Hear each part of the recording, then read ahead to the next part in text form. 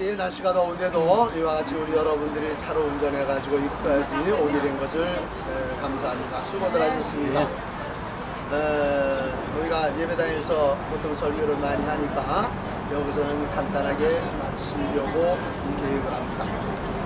지금 우리가 오른편에, 지금 제가 서 있는 오른편으로 보면 여기가 절규산, 이게 저 천주교 성지입니다. 그 다음에 왼쪽에 있는 저쪽에 저 나무 있는 저 숲이 기독교회의 그 양화진 선교사 묘역입니다. 이 공원을 가운데라 두고 한쪽에는 천주교, 한쪽에는 기독교인데 둘 다 우리 성도들에게 있어서는 참 중요한 자리가 아닐 수가 없습니다. 오늘 이 귀한 자리에 와서 이제 여기 이렇게 이제 모든 순서는 이제 우리 한 장로님이 이제 그 안내를 해서 소개를 하실 것이고, 제가 잠깐 말씀을 드리는 것은 오늘 본문 말씀에서 사도 바울이 하나님의 복음을 전하기 위해서 아시아로 가려고 했는데 하나님의 영이 허락하지 않아서 이제 그 마게도냐로 갔다라는 말씀인데, 오늘 우리는 이 말씀을 통해서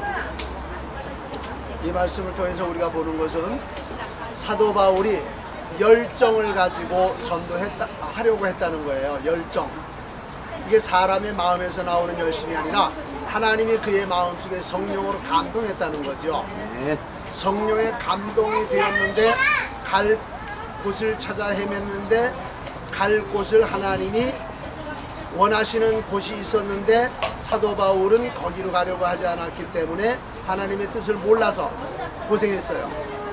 고생을 했는데 그래도 계속해서 기도를 하다가 보니까 마게도냐 사람이 환상 가운데 보여가지고 마게도냐로 갔다라고 하는 이러한 말씀인데, 열정을 가지고 기도할 때 하나님께서 이 선교사들의 갈 길을 보여주셨다라는 거지요. 여기에 우리나라에 와서 선교했던 이 선교사들이 100여 년 전에 지구상에 이 조선이라는 나라가 없었어요. 조선이라는 나라를 몰랐어요. 미국이나 영국이나 프랑스에서나 저 독일에서나 한국에 가서 전도해야 되겠다, 그런 계획을 가진 사람은 없었어요. 그런 중에 기도하다가 어디를 왔느냐면 중국을 왔어요. 중국에 와서 선교를 하다 보니까 중국 옆에 조그만 새끼손가락만한 막창자 꼬리만한 이런 나라가 있는데, 여기에 조선이라는 작은 나라가 있는데 백이민족이다 하고 중국에 와서야 알았어요.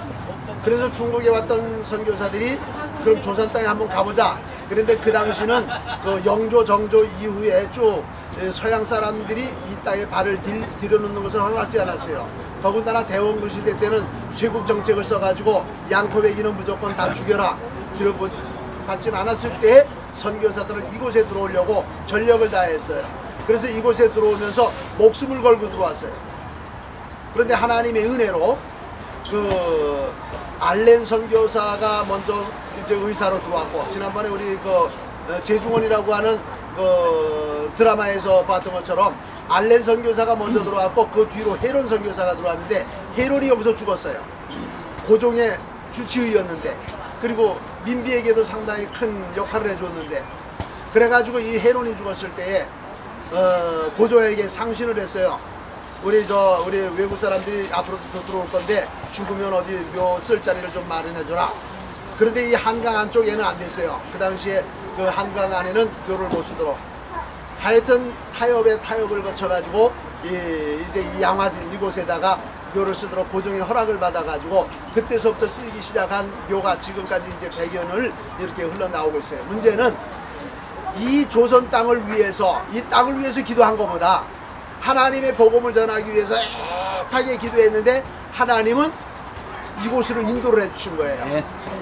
사도 바울을 마게도냐로 인도하셨던 것처럼 열정을 가지고 기도하는 사람의 길을 하나님께서 열어주신다는 거예요.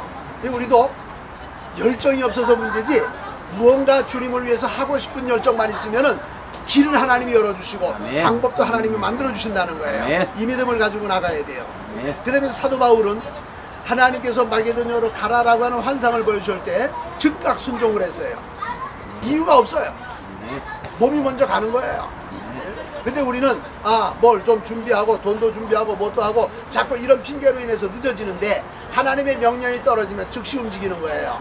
그러니까 우리나라에 왔던 선교사들도 뭘 가지고 온 게 아니에요. 처음에는 열정 하나 가지고 하나님을 믿는 믿음을 가지고 왔는데 와서 보니까 필요한 게 너무나 많아요. 필요한 게 많다가 보니까 본국에다가 연락을 했어요.